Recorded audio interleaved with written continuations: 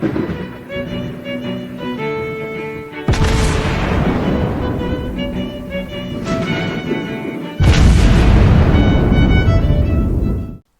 everyone, and welcome back to World of Warships Blitz with Terry.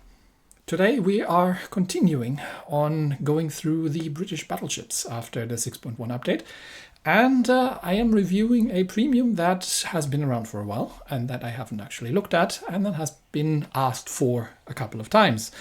This is a King George V class battleship. That's the Duke of York. The Duke of York is somewhat famous for spelling the end of the Scharnhorst together with a bunch of other ships.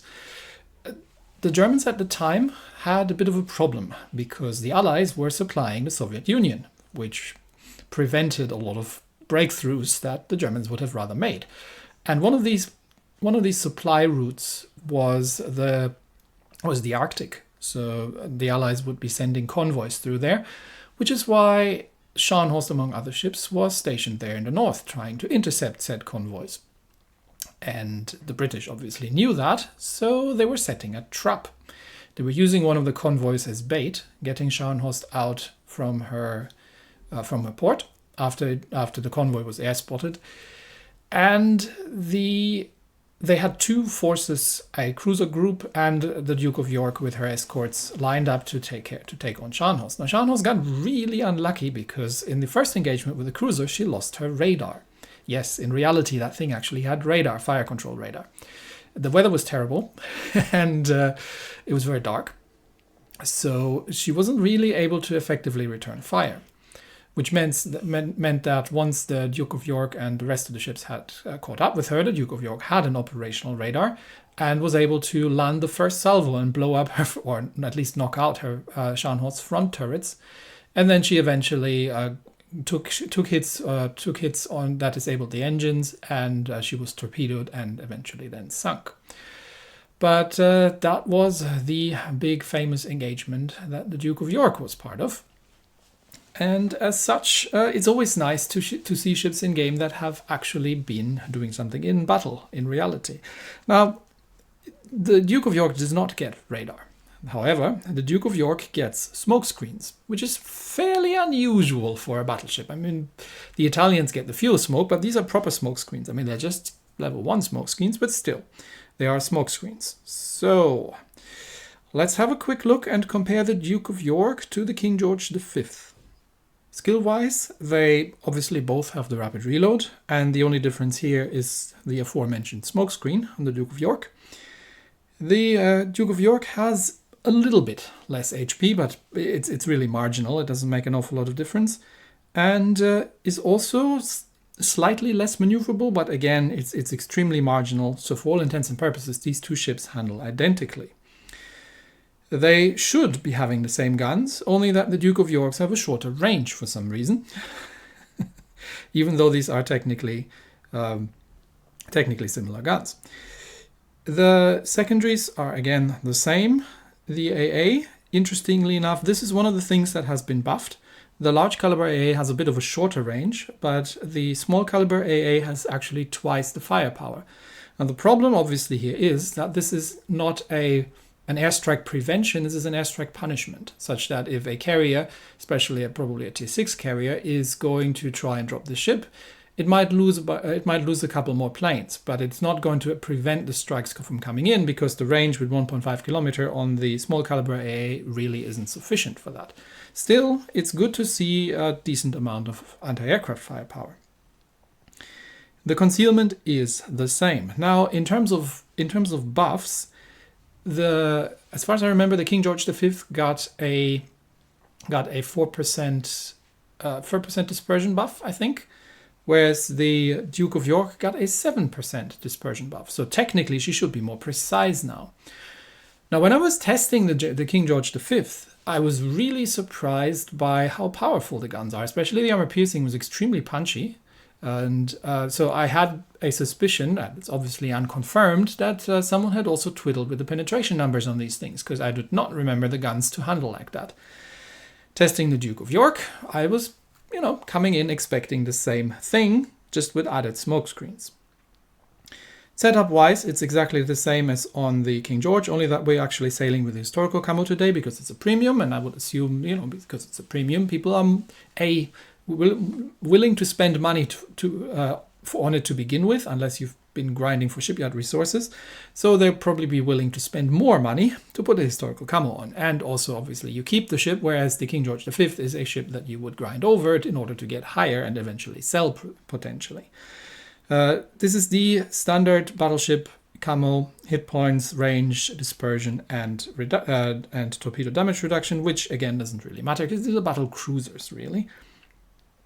At least on how they handle in-game. Same setup, for going for maximum reload on the mains and going for propulsion and steering. Not doing the concealment build here, although it is viable as well. So you could put concealment in slot 3 and get basically heavy cruiser concealment on these things, which allows you to get a little bit more into position and surprise people. Commander-wise, it's the same commander that I've been using previously. So it's the exact same setup without the master reloader skill, because again, I'm just assuming. I was just reusing the same commander. Obviously, with this being a premium, somebody might have had the skill. So take this with a grain of salt. But I wanted to get a bit of a comparison between the tech tree variant and the premium variant because, you know, they're sister ships. So very similar setup, very similar outfit. And let's see how they handle in battle. The first battle we'll be playing is Domination on New Dawn.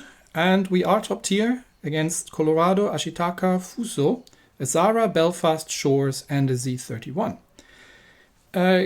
This is a nice map. I like this map. It does show up fairly frequently these days for me. So I believe we've had this, I think, in the Monarch review as well. And with a bunch of cruisers, only one destroyer, I am going to switch over to the armor piercing because again, the high explosive is good, but the AP is actually something not to be neglected. Now, if I was facing a bunch of destroyers, I would stick on the HE because, you know, it does more damage. But I've got an Alba with me. It's not the greatest cruiser in the world, but it is a cruiser. So I'm more set to defend against the other cruisers, and the AP should absolutely make mincemeat out of these things. Okay, the destroyer is an A cup. But I have this little convenient island right in front of me, and there's our first customer. There's the Zara, which is starting to open up at me. Zara does have torpedoes, but it's in Italian, it's quite quick, so shots out and see what we can do about this thing. There's the Belfast coming in as well. I'm not afraid of his semi-armor piercing. There's the Z, and we'll switch on the rapid reload and see if we can get another nice salvo into this fully broadsiding Zara, although I think these shots, yeah, I'm not getting the forward turrets across the mountain, unfortunately. I'm taking some shots. Yep, there comes some Z torpedoes. But I can probably still get another salvo out at the Zara, who now has to go and dodge torpedoes. And we'll see what we can do about that. There's the Fuso. The Z is smoking up inside the capture circle. And I'm switching to HE. Because I'm expecting that destroyer to be reloaded by now, but it looks like he is staying inside. Up there he is. Okay, so the Z is actually running away. So I've got sort of the wrong ammunition type loaded. Well, I'll unload it at the Zara. I mean, I was able to score citadels with the HE on the KGV, but not really happening here. Although I have just set 3 fires that everyone's put out, so now I'm obviously, except for the Zara, because he's not an idiot. And Zara is smoking up just as I'm getting the salvo out, and I am gonna stay on the AP, I think, because I now have a Zara, but I do have to be a little bit careful. We appear to have our Auba appears to have buggered off. So again, I'm shooting at the Zara at full broadside, again dodging the Z torpedoes that were pretty clear that they were coming, and back to the HE because the Z seems to be rushing now. And so far, the damage output against the Zara has been very disappointing. It's fire probably set by the Z, but let's see if we can make something happen with this improved dispersion. Shots out at that thing, and I'm using my own smoke screen. That was disappointing once more. I'm using my own smoke screen just to make sure that Z doesn't get a torpedo lock in case he is, and to give people something else to shoot at, because players are not always waiting for you to come back out of your smoke screen. So you can always, yep, you see the Z is now engaging the other battleship, because it's like, okay, this one's smoked up. So now I do have a Belfast here as well. So we've got 4 out of 5 enemy players in this in range now. That Zara is on very low hit points, so let's see if we can finish him off. It is extreme range, and these British ships are not the most accurate, but let's see what the dispersion buff is doing for us. And maybe we can score a citadel on a cruiser. That would be nice. Nope, not happening. Dispersion says no. That thing is still alive. Okay, well then, let's do something about the Fuso bottom tier battleship. It's not the greatest range just yet, but we'll push in and back again to the HE, because I don't know where the... And that was once again disappointing. Not sure where that Z went. I know that he's still alive. He's still around here somewhere. So I just want to have the right ammunition loaded in case he does come around. But we are holding all 3 capture circles now. There's Belfast as well. See if we can finish off the Zara. Have the HE loaded, but that thing is on so low hit points. No idea where the Z went. So AP for the Belfast it is. And nope. And there's the Z. Just the moment I switch over. Okay, well then that means you get an AP salvo first. And then we're going back to HE. Let's see what we can do about that destroyer at point blank, effectively point blank range with the armor piercing. And that is surprisingly effective. So the penetration on these armor piercing guns is definitely nowhere near it was on the King George. So that surprised me a little, because I did not over penetrate that destroyer. Okay, so he smokes up. I'm smoking up too. Let's see if we can hit him. Nope, not happening. But he can't see me, which means I'm just backing out of my smoke screen, because he might torpedo the smoke screen. So I'm just going not be in the smoke screen. I can't be behind the smoke screen and be unspotted. And at this range, with the HE loaded, that should be the end of that destroyer. There he goes. Okay, back to the AP, and let's see what else we can clean up. But I think that's about it. So for my sort of initial experiments, the AP on the Duke of York does not quite behave like the AP on the King George V. So I don't know if there has been a change made to the King George, and that hasn't been applied to the Duke. But it plays like the King George V used to play, with okay firepower, but a bit lackluster. Okay, finally someone's killed the Zara, and that just, I believe, leaves the Belfast here somewhere. So let's see if we can find that one, and then end it, because we have very clearly. I mean, I don't know why he's hiding. We've very clearly won the battle.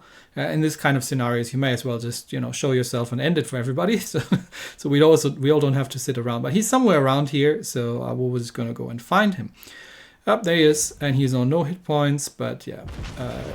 Goodbye. Let's see if my shells make it there first. And they do. Okay, and that was a semi-pen on a Belfast. So I figured, okay. I mean, it wasn't terrible. I think we still came second in the team in this battle. Let's wait for the results screen quickly, just to see what came off. But given that we've been fighting cruisers for most of the battle and haven't managed to score a single hit citadel, even though we were firing at relatively close range, I could still put it down to RNG, but did want to test a little bit more. And would you know it, we are on Domination New Dawn in the second battle. This time we are bottom tier, but I think the only tier 8 in the whole game, if I see that correctly, is that Tirpitz on our side. So well done, matchmaking. We are fighting Nagato, Gneisenau, New Orleans, Flint, Akatsuki, and another Akatsuki, and a bot Miyoko, which doesn't count. So double Akatsuki. I might stay on the high explosive, depending on what I'm spawning with. Okay, that's a Lebrecht Mars and the bot Miyoko. So there will be at least one Akatsuki coming into A Cup, which is why I'm staying with the HE, even though the Lebrecht Mars should be able to take on an Akatsuki, but it's mid-tier, you never know how things go. I'm going to stay with the HE initially, also because I have been quite disappointed with the performance of the armor piercing gun so far. Now let's see, nobody's capping just yet. Lebrecht Mars getting in the capture circle, other Akatsuki is on C Cup. and the other one is going to be around here somewhere. But it looks like the Leibrecht Mars is allowed to cap, so the enemy Akatsuki is not in the capture circle. Okay, there's a New Orleans. I think that was it's not a bot actually. Nope. Oh, and there's the Akatsuki. Okay, so the Aka has been hiding behind the island and is trying to ambush somebody, but has been spotted by the Leibrecht Mars. So I've got a cruiser to shoot at, point blank range once more, and if I remember correctly, we had a New Orleans where. And that was too high. Okay, fair enough. That was too high, but we haven't managed to overpen actually. Yeah, that Akatsuki now just coming out, and now I've got the armor piercing loaded, which is not the right ammo type, but we'll fire it anyway and see what it does. Now it hit on the stern section of the Akatsuki and has overpenetrated. I would have had to hit the mid section, so that has been uneventful so far. Now let's get one more salvo out with the AP. No, New Orleans is coming back. Now I do want to support my Leibrecht Mars here and make sure that he's not getting pummeled by the New Orleans. So shots out at that thing, and that wasn't bad. But well, it was a little bit lengthy range. The Akatsuki is still bimbling about. There's a Gneisenau back there. Akatsuki should be reloaded by now, so I do have to be a little bit careful. Let's get back to the HE, and because the New Orleans is running away. And okay, that was all right. Gneisenau has taken some torpedoes, but it looks like the Leibrecht Mars has not managed to quite sink that thing yet. So I'm going to start orienting myself. Well, first I'm going to have to deal with that Akatsuki over there. So he's going to come in, do a run. Yep, there he comes. Okay, we'll wait for the island to clear and get across the hitbox. That hurts, yes. And now we can just smoke up. But at the same time, obviously not sitting still in our smoke, but we will keep reversing because he might as well be targeting the smoke screen. No, he's coming in, and yeah, this Persian says nope. Obviously, if he's bow in, not really happening. But I've got a rear turret, and he is torpedoing the smoke, which is why I'm not sitting in the smoke. And any second now, there we go. I've taken one torpedo, I believe, and that thing is dead. Which leaves that Gneisenau over there, but I do think I'm going to be needed over in B Cup as well. So let's give some fire support to the Leibrecht Mars against the Gneisenau, and then we'll head over into B Cup and intercept that cruiser over there and see what we can do. Manual aim at the Gneisenau. That's 10 kilometers, so it's not going to do an awful lot. Yeah, 5 hits, 5,000 damage. Average, but there's a flint over there. You don't get anything that with a citadel that is more lightly armored than one of those things. So 6 kilometer armor piercing, come on. Give me a citadel or something. Nope. These were overpens actually, so I probably hit the bow section of that thing because he is smoking up. It looks like our Leibrecht Mars has died, which is very unfortunate, but I am going to push into B Cup because we are not holding any of the capture circles. And now Flint is probably trying to get his torpedoes away, so 4 kilometers, nope, still no citadels. But, you know, it is RNG at the end of the day, so I'm just fondly remembering the double citadels I've been scoring with King George V. Yes, there come the Flint torpedoes, taking one on the nose, but now he is a dead Flint. And yes, finally we're starting to see the citadels. Okay, Gneisenau behind me. With only 3 of us left against 5, so I'm gonna have to start killing stuff. There is a Flint and a New Orleans on really low hit points, so I want to kill these first before getting into engagement with the Gneisenau. Because on this thing, I am not 100% comfortable. I'm not 100% confident. Unfortunately, the New Orleans the New Orleans has been killed by the Nagato. Well done. That leaves the Gneisenau behind me and the Nagato in front of me. We are now actually leading, both in points and in kills. So I'm going to try and assist with that Nagato over there. That Gneisenau is still behind me, but it's a fair fight probably if I'm going to try and take him on. So what I'm doing here is a slight misplay at this point. At this point, I should have turned, but one of the players is calling for help, and I'm now no longer having shots at the enemy Nagato, and the Gneisenau is chasing me, which means we are going to lose B Cup. Now, if we can sink that Nagato, which with 2 of us focusing fire should not be such a big deal, but I really should have turned around and taken on the Gneisenau here rather than wasting 30 seconds, and that Nagato is actually sailing away. I thought he was going to come. He was going to come in more for the capture circle. So I am lending supporting fire, but now I'm obviously too far away, which means the Gneisenau is now taking a B cap, which means they are having an increased points income. And if we can't kill that Nagato, well, there are 2 cruisers. So now I'm looking at taking on the Gneisenau, smoking up, and I'm not sure I can. No, I can't lob that. I can't lob that island. So we're gonna have to wait for the Gneisenau to come around. And I am now finally getting also some fire support, but now it's a little too late. And they're now holding B caps, so they have more points income than we do. This might still be enough, but I really should have actually chased down the Gneisenau. Now, obviously the Gneisenau is going to try and torpedo me. I'm going to try and clear the island, manual aim against the Gneisenau at absolute point blank range, and that does nothing, which is a very big disappointment, I have to say. So now we're going forward to dodge the inevitable Gneisenau torpedoes, if he has launched them. Maybe he has, maybe he hasn't. But we have lost our cruiser, unfortunately. The enemy Nagato has taken him out. So that hasn't worked as it should have. And now the Gneisenau needs to die for us to win, which means I am going to sink a full armor-piercing salvo at point-blank range into that thing, and again, it's not enough. Into the deck armor with manual aim, and it does just too little. Now there might still be torpedoes around, but it doesn't matter anymore, because at this point we have not managed to sink the Gneisenau and the enemy team has won. So, I mean, we've done a decent amount of damage in this thing, but in summary, compared to the King George V, now you do have 2 smoke screens, which is nice. It can be a surprise, and it allows you to act a little bit more aggressively, or to throw off destroyers and give you another reload to get the guns on target. Precision-wise, I don't think I can say that I notice any change, to be honest. What is the one thing I noticed during testing is that the guns don't seem to be as punchy as the King George V, which is really a shame. So this plays like the old King George V, but with a shorter range and with double smoke.